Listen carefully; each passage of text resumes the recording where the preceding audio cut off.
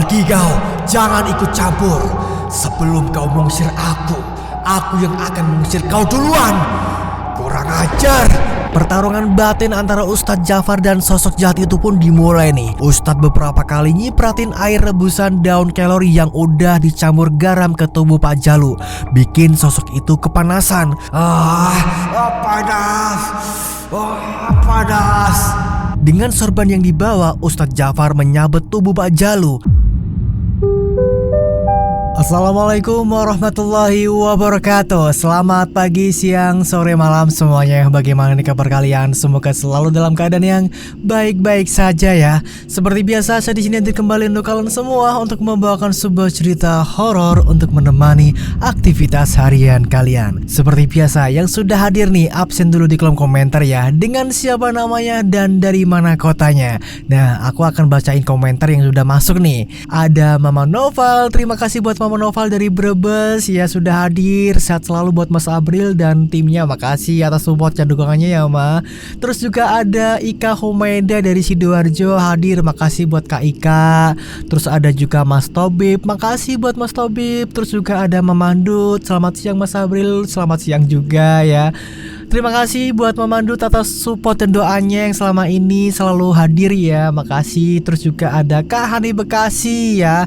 Selamat siang Mas Abil. Selamat siang juga buat Kak Hani. Gue bersama keluarga sehat selalu semuanya dan bahagia. Makasih ya buat Kak Hani. Doanya semoga kembali juga ke Kak Hani ya. Sukses selalu gitu. Terus ada Bu Esther. Terima kasih Bu Esther dari Jaksel sudah hadir ya. Terus ada juga Kak Mega. Terima kasih buat Kak Mega. Ada juga Kak Yulianti sudah hadir di sini selalu ya kan. Terima kasih buat semuanya yang sudah absen.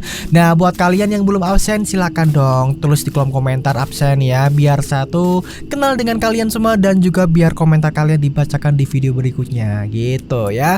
Oke, untuk di video kali ini nih ada sebuah cerita ya. Sebuah ceritanya seperti ini. Ada sebuah keluarga yang keadaan ekonominya ya mohon maaf ini sangat terbatas gitu ya. Tapi keluarga ini sangat disukai oleh tetangganya, oleh warga sekitar di satu desa itu ya. Tapi dengan adanya hal seperti itu, ini malah membawa petaka bagi keluarga tersebut. Loh, kok bisa? Kenapa coba? Kan udah dibaik-baikin sama tetangganya, kenapa kok malah jadi petaka? Karena seperti ini. Dengan adanya para warga menyukai keluarga yang ini nih, anggap aja keluarga si A ya, dengan keadaan yang seperti itu ya, terbatas gitu. Ini menjadikan ada sebuah keluarga lagi yang iri, dengki gitu. Iri karena kenapa kok semua warga kok pada menyukai keluarga yang ini gitu. Sedangkan si keluarga ini itu ya keadaannya memang kaya raya, terhormat gitu kan. Tapi ya agak sombong gitu. Makanya gak ada yang suka sama keluarga ini gitu.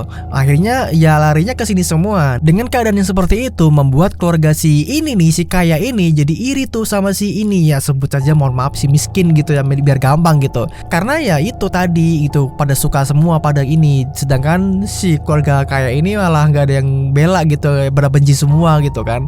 Akhirnya apa? Membuat petaka bagi si keluarga ini karena si keluarga kaya ini melakukan tindakan yang sangat kejam banget gitu, yang bikin keluarga ini menderita gitu karena ya keiriannya dia gitu. Biar dia itu menderita, akhirnya biar biar warganya itu pada ya balik lagi ke keluarga ini gitu, biar nggak pada muji-muji dia gitu kan. Akhirnya si keluarga kaya ini membuat si keluarga miskin ini tuh bikin menderita gitu. Wah, kok bisa ya? Padahal kan keluarga ini kan nggak ada kaitannya sama si keluarga kaya ini kan. Dia nggak pernah ganggu sama keluarga ini kan. Tapi dengan adanya seperti itu, akhirnya dia jadi kayak menderita gitu kan.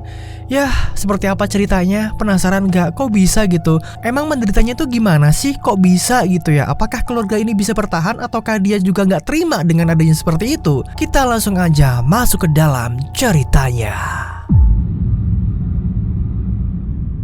Pagi itu, Iman siap-siap buat berangkat sekolah nih. Dia bilang, "Pak, Iman mau berangkat sekolah dulu ya," kata dia tuh ke bapaknya, yaitu Pak Jalu. "Nak, ini uang jajan. Maaf ya, cuma bisa kasih 2.000 aja," kata Bu Nisa tuh ibunya Iman ya, sambil ngasih uang. Iya bu, nggak apa-apa kok. Iman juga jarang jajan. Kemarin aja Iman tabung uangnya biar bisa beli sepeda sendiri bu. Iman nggak mau nyusahin bapak sama ibu. Jawab Iman tuh dengan lembut, bikin kedua orang tuanya ini terharu denger anak kecil itu udah mikir dewasa gara-gara keadaan. Ini Iman juga udah bawa minuman dari rumah bu, jadi nggak bakal beli es. Lanjutnya tuh sambil senyum. Terus dia akhirnya jalan kaki ke sekolah. Jarak sekolah dari rumah kalau ditempuh jalan kaki sekitar 15 menitan nih. Iman sering jalan sendiri tuh, soalnya teman-temannya udah pada naik sepeda semua. Tapi Iman gak masalahin itu. Dia masih bersyukur bisa sekolah. Sekarang dia ini kelas 4 SD ya. Setelah Iman pergi nih, Bu Nisa tiba-tiba nangis tuh ngelihat betapa sabarnya anaknya itu. Pak Jalu ngedeketin istrinya sambil bilang, "Bu, maafin bapak ya yang belum bisa bikin ibu sama Iman bahagia. Bapak janji bakal usaha lebih keras lagi biar bisa bahagiain keluarga kecil kita." "Iya pak, amin. Maaf ya, ibu juga gak bisa bantu banyak." "Gak apa-apa bu, ini kan udah tanggung jawab bapak buat nafkahin keluarga kita." Nah setelah itu nih Pak Jalu pamit sama Bu Nisa, bawa beberapa karung dan tongkat besi buat molong. Dia kerja sebagai pemulung nih Pak Jalu ini, keliling dari satu desa ke desa lain, nanti nyetor hasilnya ke pengepul. Walau penghasilannya nggak banyak nih, Pak Jalu tetap bersyukur masih bisa ngasih makan keluarganya. Dia keliling pakai sepeda ontel tua tuh, peninggalan orang tuanya dulu. Di sepanjang perjalanan, Pak Jalu sering bertemu warga. Mereka ramah tuh sama Pak Jalu, nggak mandang rendah walau dia cuma pemulung ya. Pak Jalu sering aktif di kegiatan desa nih, suka bantu-bantu di acara bakti sosial, renovasi masjid, dan kegiatan lainnya tanpa minta bayaran. Dia juga rajin jamaah di masjid kalau nggak lagi mulung. Warga desa malah kadang prihatin sama kondisi keluarganya, padahal sikapnya ini baik tapi hidupnya dalam keterbatasan gitu. Makanya nggak jarang kalau ketemu Iman, warga suka ngasih jajan atau lauk, dan Iman selalu bilang terima kasih dengan sopan. Nah siangnya nih Pak Jalu udah ada di desa lain tuh, ngumpulin 2 karung plastik dan ikat di sepedanya. Dia sempat istirahat bentar di tempat teduh buat minum air bekal yang dia bawa dari rumah. Meski nggak bawa bekal makanan nih, Pak Jalu udah terbiasa cuma minum doang. Setelah cukup istirahatnya nih, dia lanjut keliling lagi. Biasanya dia parkir sepedanya di tempat yang dikenal orang. Orang-orang segan sama Pak Jalu karena dia ramah dan baik hati orangnya. Kadang ada yang sengaja nyimpan botol plastik buat dikasih ke Pak Jalu tuh. Nah sore itu nih singkat ceritanya ya, sekitar jam 3:30 Pak Jalu selesai ngumpulin botol dan lanjut ke pengepul. Di perjalanan dia lewat jalan yang ada genangan airnya. Tiba-tiba ada mobil yang sengaja nyipratin air ke bajunya tuh. Pak Jalu kaget dong di sini. Terus dia berusaha ngasih tahu si pengemudi buat hati-hati karena kelihatannya ugal-ugalan. Pas pengemudi itu buka kaca mobil, Pak Jalu sadar kalau itu ternyata Pak Cahyo, orang kaya di desa yang sombongnya minta ampun. Nah gitu baru bener, pemulung itu harusnya bajunya kotor. Mana ada pemulung bajunya bersih, kata Pak Cahyo tuh sambil pergi gitu aja. Dengar kata-kata itu nih, Pak Jalu cuma bisa sabar aja gitu ya kan Pak ya. Dia percaya hukum alam pasti ada. Lanjut nih ke pengepul. Setibanya di sana, dia cuma dapat 40.000 dari hasil mulung seharian itu. Bos pengepul heran ngelihat Pak Jalu belepotan tuh. Terus Pak Jalu cerita kejadian tadi. Tapi di sini tanpa nyalahin Pak Cahyo tuh. Tadi pas lewat jalan berlubang ada mobil Pak Cahyo yang gak sengaja nyipratin air ke kubangan itu, kata Pak Jalu nih.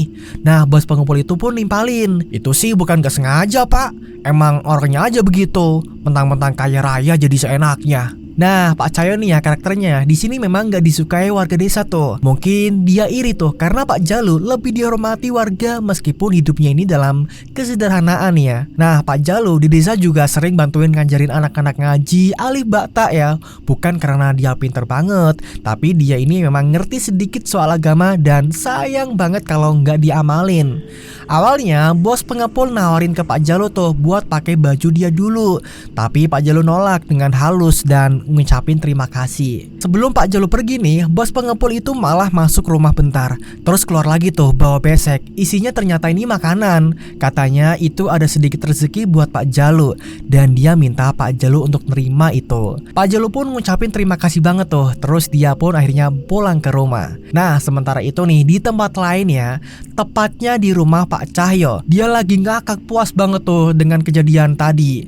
Dia cerita ke istrinya namanya Bu Nur soal Pak Jalu yang baju buluk karena kecipratan air dari kubangan. Ternyata Bu Nur juga sifatnya sama aja kayak suaminya, sombong dan congkak gitu. Mereka berdua kayaknya belum puas tuh kalau Pak Jalu nggak menderita. Harapan mereka itu ya Pak Jalu dijauhin warga, biar warga malah lebih muji mereka berdua daripada Pak Jalu. Sementara itu nih di rumah, Pak Jalu baru sampai dan kasih makanan yang tadi dikasih sama bos pengepul ke Bu Nisa. Bu Nisa bersyukur banget tuh dan naruh makanan itu di meja makan. Pak Jalu juga nyerahin hasil pendapatan hari ini ke Bu Nisa. Abis itu Pak Jalu mandi karena sebentar lagi waktunya maghrib. Nah, pas azan maghrib berkumandang nih, Pak Jalu langsung bergegas ke musola buat jamaah bareng. Setelah selesai sholat, dia juga bantu ngajarin anak-anak kecil ngaji, termasuk anaknya sendiri yaitu Iman. Tentu aja nih, Pak Jalu nggak sendirian, ada juga ustadz muda yang bantu ngajarin. Selesai ngaji sambil nunggu Isya, anak-anak main di pelataran sekolah tuh. Pak Jalu ngumpul sama bapak-bapak di sana, ngobrolin soal rencana renovasi musola minggu depan buat diperluas tuh. Pak Jalu minta maaf nggak bisa ikut iuran dana, tapi dia siap bantuin selama proses pembangunan. Bapak-bapak di situ malah seneng tuh dan ngucapin terima kasih atas tawaran bantuannya. Singkat cerita nih, pas azan Isya berkumandang, anak-anak langsung pada wudhu dan berjamaah. Setelah itu Pak Jalu dan Iman pulang bareng ke rumah. Setibanya di rumah nih, mereka makan bareng dengan lauk yang tadi dikasih, ditambah sayur bayam yang dimasak Bu Nisa sore tadi. Pas lagi makan tuh, Pak Jalu ngomong soal renovasi musola minggu depan. Kemungkinan dia bakal libur mulung dulu buat bantuin tuh kan. Nah, Bu Nisa pun setuju dan malah dukung ide itu. Dia juga bilang besok mau jualan sosis goreng di depan rumah buat tambahannya. Pak Jalu mendukung banget tuh ide Bu Nisa. Dan setelah makan nih, karena malam udah mulai larut, mereka pun tidur semua. Singkat ceritanya nih, minggu pun tiba. Sebelum berangkat ke musola, Pak Jalu sarapan bareng istri dan anaknya. Jualan sosis Bu Nisa yang dimulai kemarin ternyata hasilnya lumayan tuh. Banyak teman mainnya Iman yang ikut beli. Bu Nisa di sini ya bersyukur banget karena laris manis kan. Setelah sarapan, Pak Jalu langsung bergegas ke musola tuh. Di sana udah ada beberapa bapak-bapak yang ngumpul. Mereka mulai bakti sosial, bongkar musola buat renovasi. Tapi pas lagi sibuk-sibuknya, Pak Cahyo malah datang dengan gayanya yang pede banget tuh. Bukannya di sini bantuin, dia malah ngejek Pak Jalu dan bilang, "Hah, paling nanti minta dibayar." Pak Jalu pun sabar tuh dan jawab, "Ya Allah Pak, saya nggak ngarepin hal itu. Saya ikhlas bantu renov ini. Karena saya nggak bisa bantu materi, jadi ya saya bantu dengan tenaga." Pak Cahyo pun ngebalas lagi tuh dengan ejekan, "Ya mestilah nggak mampu, orang nggak punya uang."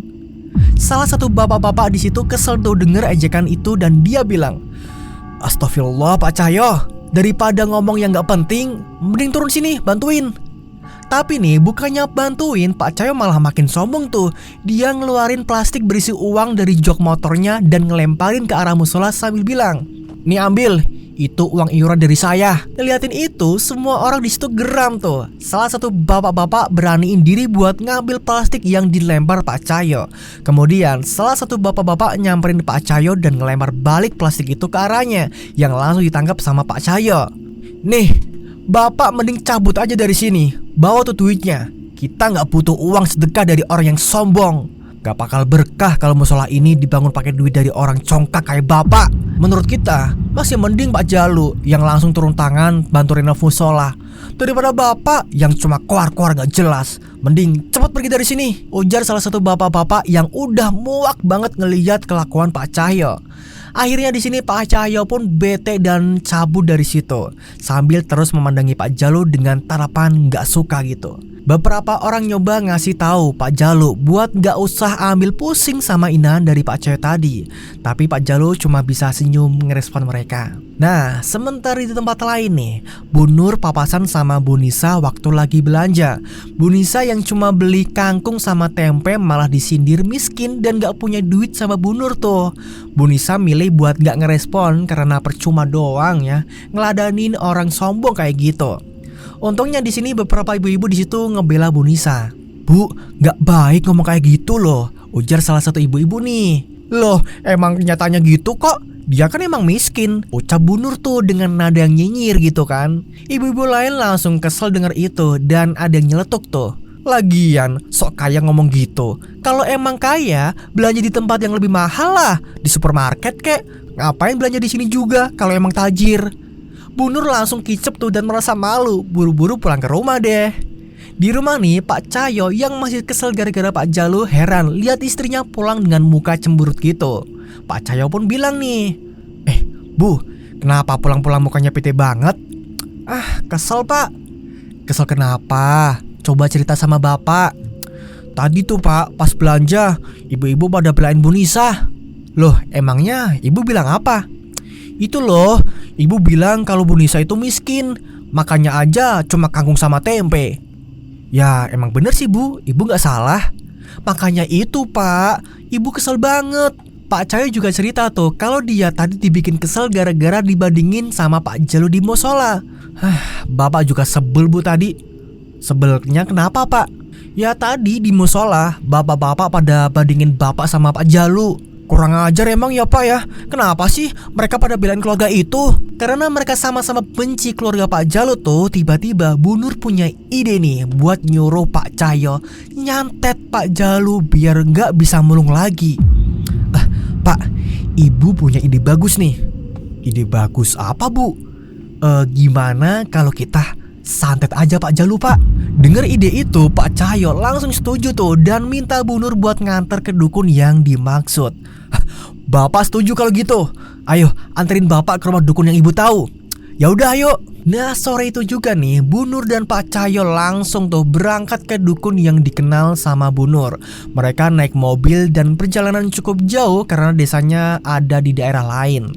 Beberapa saat kemudian mereka sampai juga nih di desa tempat dukun itu tinggal. Mereka langsung menuju rumah dukun itu dan gak lupa ngetuk pintu dulu.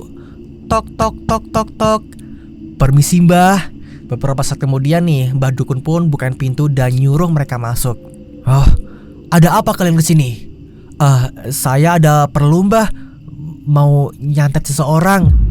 "Kalau gitu, masuk aja dulu," ujar Mbah dukun tuh sambil manggil mereka masuk. Setelah mereka di dalam rumah Mbah Yono nih, kita sebut saja namanya Mbah Yono ya. "Jadi, maksud kedatangan kamu kesini mau nyantet siapa?" Saya mau nyantet yang namanya Pak Jalu Mbah. Saya nggak terima selalu dibanding-bandingin sama dia. Saya mau dia lumpuh Mbah, nggak bisa jalan lagi.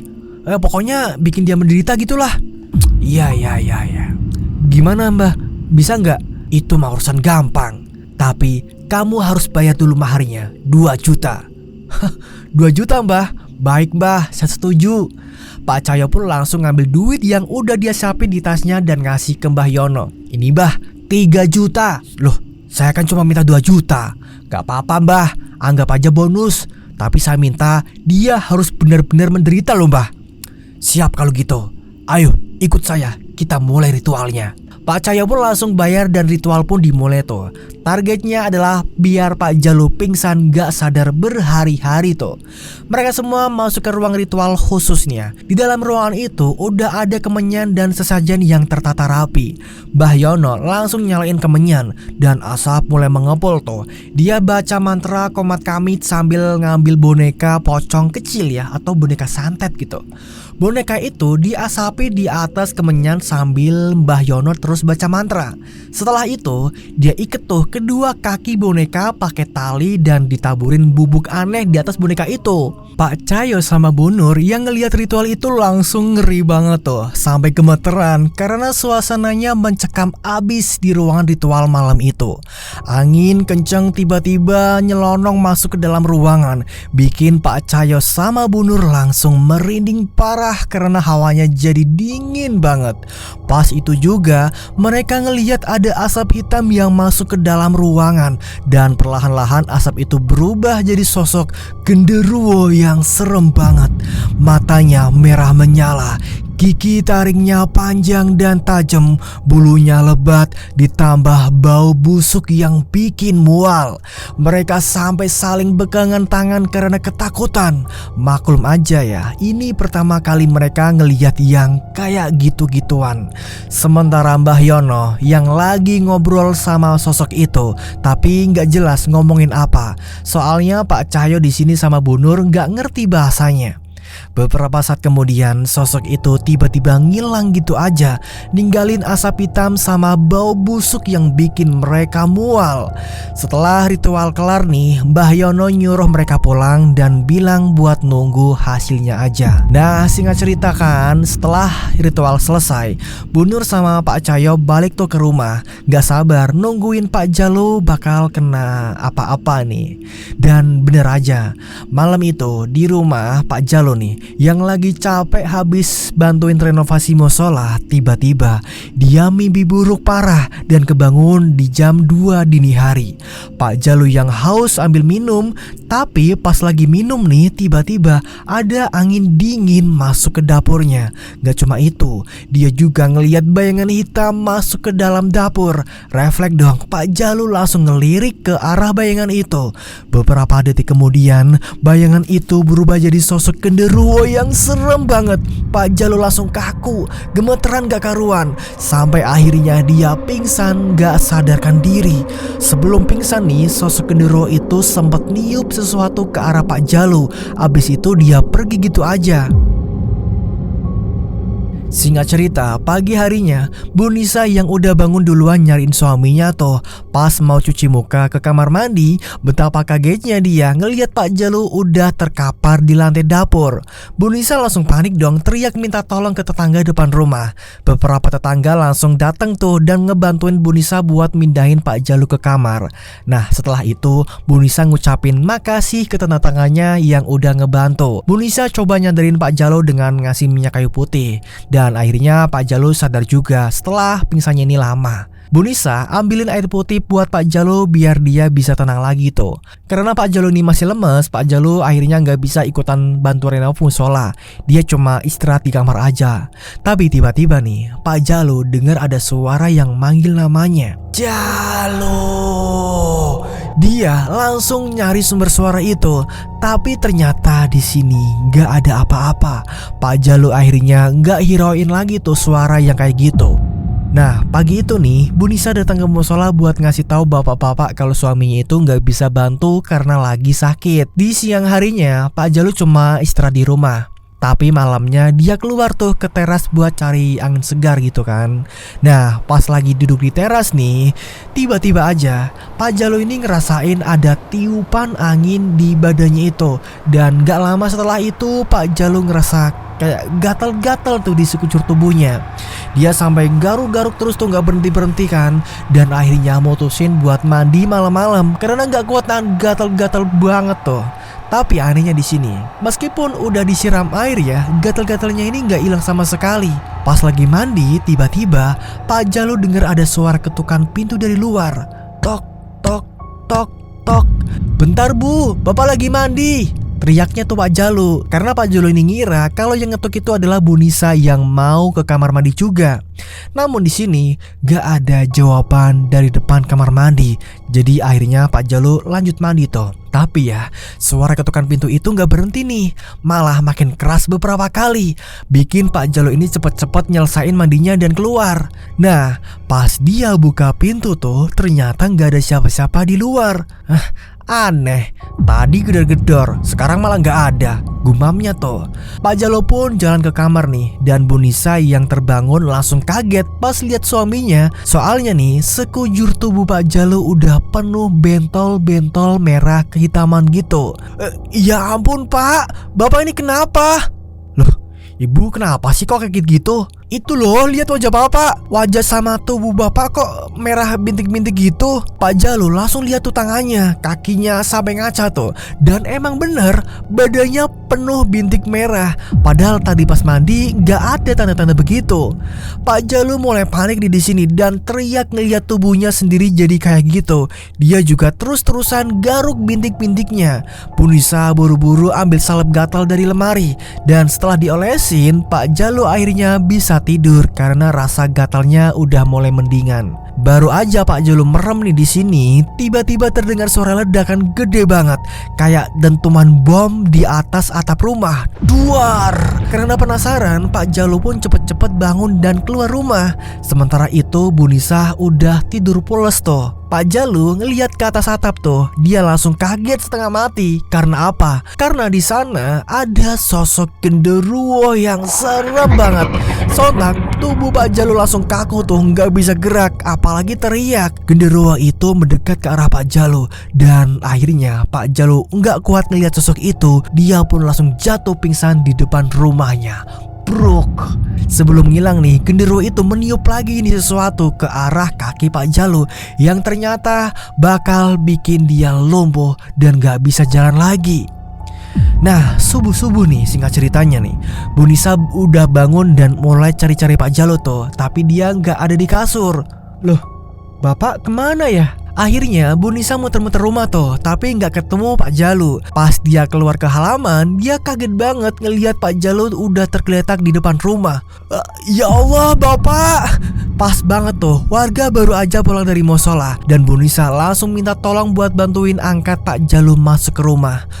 Bapak, Ibu, tolongin suami saya. Astagfirullahaladzim Pak Jalo. Mereka langsung gotong tuh Pak Jalo ke dalam kamar. Pak Jalo, kenapa bisa begini Bu? Saya juga nggak tahu Pak. Saya baru bangun, terus lihat suami saya udah tergeletak di sini. Beberapa saat kemudian Pak Jalo akhirnya pun sadar nih. Tapi dia kaget karena kakinya nggak bisa digerakin sama sekali. Bu, kenapa kaki Bapak nggak bisa gerak ya Bu? Ya Allah Pak. Serius Pak, kok bisa gitu? Iya Bu, Bapak juga nggak tahu. Nah, pagi harinya nih, Bu Nisa akhirnya manggil dokter buat periksa kondisi Pak Jalo. Dokter datang tuh, ngecek dan bilang kalau Pak Jalo kena lumpuh di kakinya. Dokter cuma ngasih obat gatal aja tuh, karena gatal-gatal di badan Pak Jalo masih parah. Pak Jalo sama Bu Nisa nggak nyangka kalau keadaan bakal jadi separah ini. Singkat cerita nih, sekitar jam 10 pagi, Bu Nisa keluar buat nyari sayur keliling. Di sana udah ada ibu-ibu pada ngerumpi sambil belanja. Bu, gimana keadaan Pak Jalo? Tanya tuh salah satu ibu-ibu di situ. Suami saya udah diperiksa ke dokter Bu, tapi katanya kakinya lumpuh. Ya Allah, yang sabar ya Bu.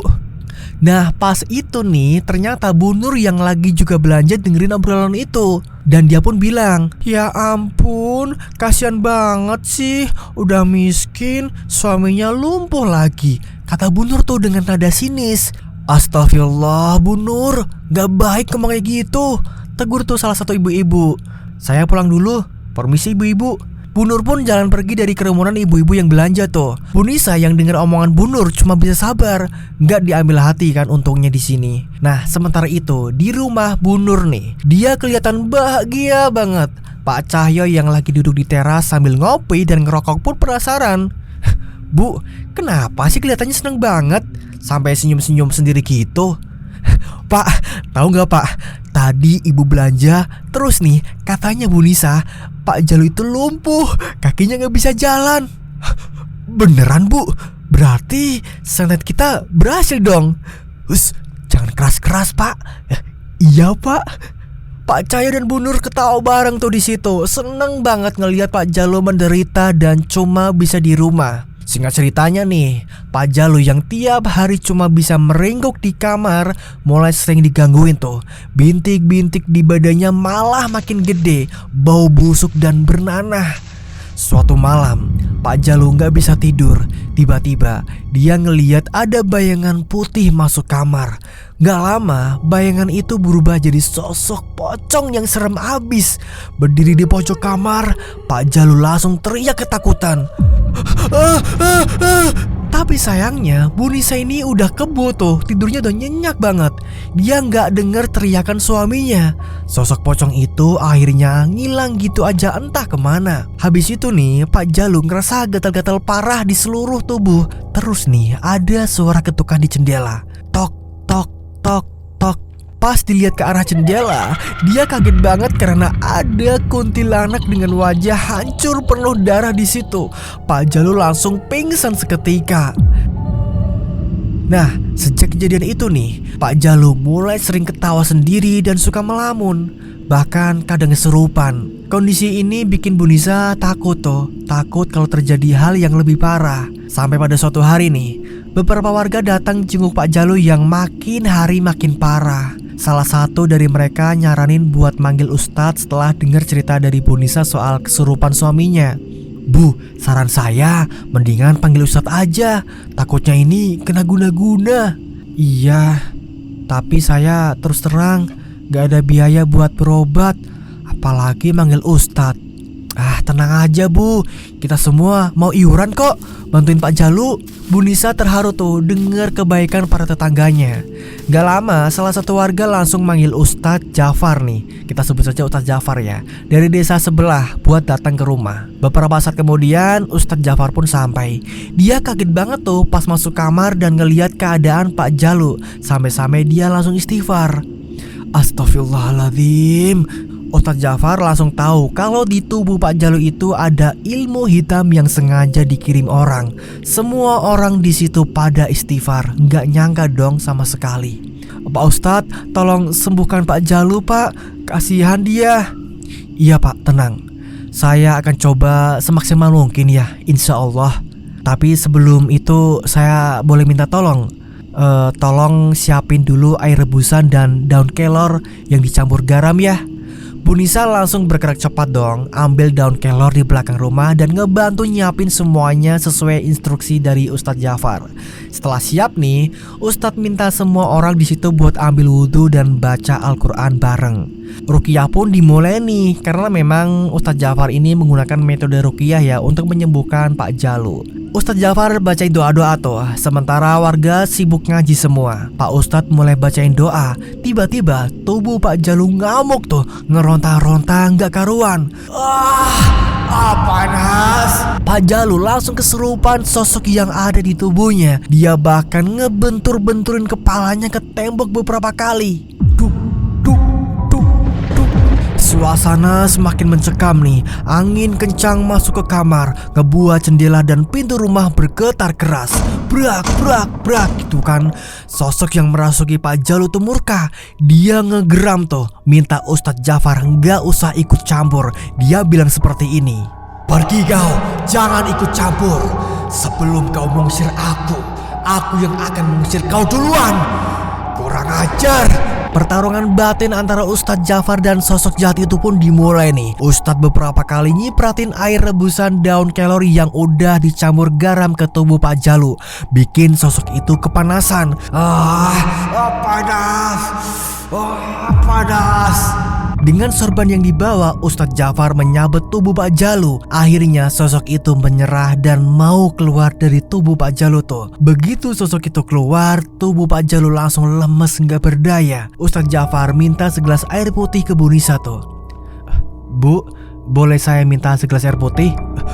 Iya Pak. Bu Nisa pun langsung ngambil air putih tuh. Terus Ustadz Jafar bacain doa-doa ke air itu. Setelah itu Pak Jalu disuruh minum habis air putih itu. Tapi abis diminum nih, dia langsung muntah-muntah kan. Keluar cairan hitam kental.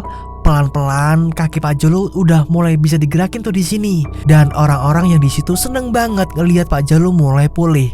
Bu Nisa pun bilang nih, Pak Ustadz, sebenarnya siapa yang udah ngirim guna-guna ke suami saya?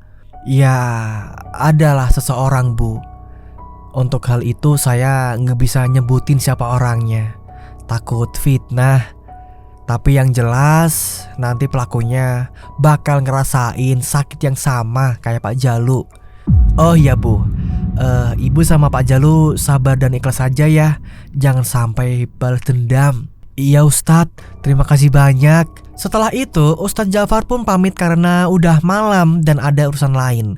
Warga yang ngasih uang buat Ustadz Jafar juga nganterin dia pulang. Nah, singkat ceritanya nih, di rumah Pak Cahyo malam itu dia lagi santai nonton TV sendirian. Tiba-tiba ada suara ketukan dari depan pintu. Dia langsung bangkit buat bukain tuh. Cekrek, suara pintu dibuka kan. Begitu pintu dibuka, Pak Cahyo kaget banget ngeliat sosok tinggi besar yang serem banget berdiri di depan. Tubuh Pak Cahyo langsung kaku tuh, gak bisa gerak, gak bisa teriak. Sampai akhirnya otomatis dong, di sini kalian pasti tahu. Ya, Pak Cahyo pun ambruk pingsan. Pak Cahyo terkapar di lantai tepat di depan pintu. Singkat cerita nih, keesokan paginya, Bu Nur yang baru bangun tidur kaget melihat suaminya terkapar di ruang tamu. Bapak, tolong, tolong! Dia teriak minta tolong tuh, tapi nggak ada yang datang. Untungnya anaknya baru pulang dari perantauan dan langsung ngangkat bapaknya ke kamar tuh. Bu Nur panik dan cemas di sini. Dia nyoba bangunin Pak Cahyo dan beberapa saat kemudian suaminya sadar. Tapi Pak Cahyo kaget karena tiba-tiba dia ngerasa gatal-gatal tuh di seluruh tubuhnya. Dan kedua kakinya ini nggak bisa digerakin, sama persis kayak yang dialamin Pak Jalu. Bu, kenapa kaki bapak nggak bisa digerakin ya?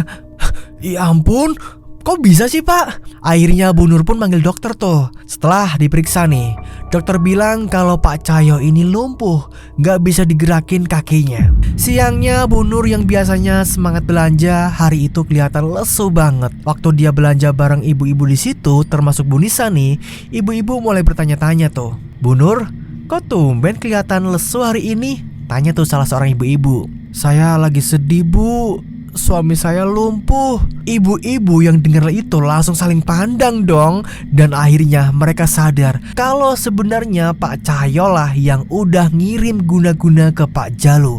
Soalnya nih, kata Ustadz Jafar, pelakunya bakal ngerasain sakit yang sama kayak Pak Jalu kan. Singkat cerita nih, Pak Cahyo yang juga mulai diganggu sama sosok-sosok serem, dia makin stres tuh karena tiap hari selalu ada gangguan di kamarnya. Bu Nur khawatir banget, tapi nggak bisa ngapa-ngapain karena bahkan Ustadz pun nggak bisa nangani. Sampai suatu malam Pak Cahyo yang lagi di kamar nih tiba-tiba didatengin sosok tinggi besar yang serem banget. Sosok itu tatap tajam ke arahnya. Akhirnya sosok itu menerjang leher Pak Cahyo dan dia tewas dengan darah yang mengucur banyak banget dari lehernya.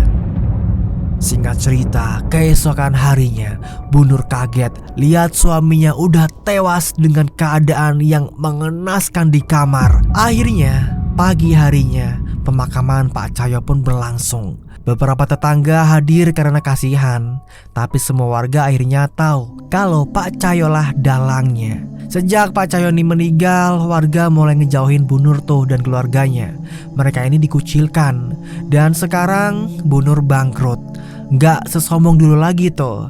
Usaha suaminya terbengkalai, hutang numpuk, sampai akhirnya rumah dan mobil dijual. Bu Nur pun ikut anaknya merantau ke kota akhirnya. Jadi ada pesan-pesan di sini nih. Kita semua harus hati-hati ya sama omongan dan tindakan. Karena bisa aja tuh tanpa sadar kita nyakitin orang lain. Ya jangan sampailah kita berbuat jahat kayak yang dilakukan Pak Cahyo itu, yang akhirnya malah mencelakakan diri sendiri. Dan cerita pun tamat. Itulah teman-teman ceritanya ya. Untuk di video kali ini makasih banget buat kalian yang sudah dengerin cerita ini dari awal sampai akhir. Semoga semuanya bisa terhibur dan bisa menemani aktivitas harian kalian. Oke, yang suka videonya jangan lupa untuk klik like-nya, dan yang belum subscribe silahkan diklik dulu tombol subscribe-nya ya. Dan juga share-share ke teman kalian agar makin banyak orang yang tahu tentang channel seperti ini. Ya, hitung-hitung bantu-bantu saya gitu. Oke, intinya makasih banget ya buat kalian semua. Saya mengucapkan terima kasih sebanyak-banyaknya. Saya bersyukur banget punya kalian semua yang selalu nontonin video-video saya dari awal sampai akhir ya, tanpa di skip, yang tanpa ngelewat satu video pun dari channel ini. Makasih banget ya, selalu setia banget sama saya. I love you. Oke, sepertinya di sini waktunya saya untuk pamit undur diri dulu. Kita akan bertemu lagi di hari berikutnya, di video berikutnya dengan cerita yang lebih baru lagi. Kalau gitu, saya mengucapkan terima kasih dan wassalamualaikum warahmatullahi wabarakatuh. Ingat ya, hidup hanyalah panggung sandiwara.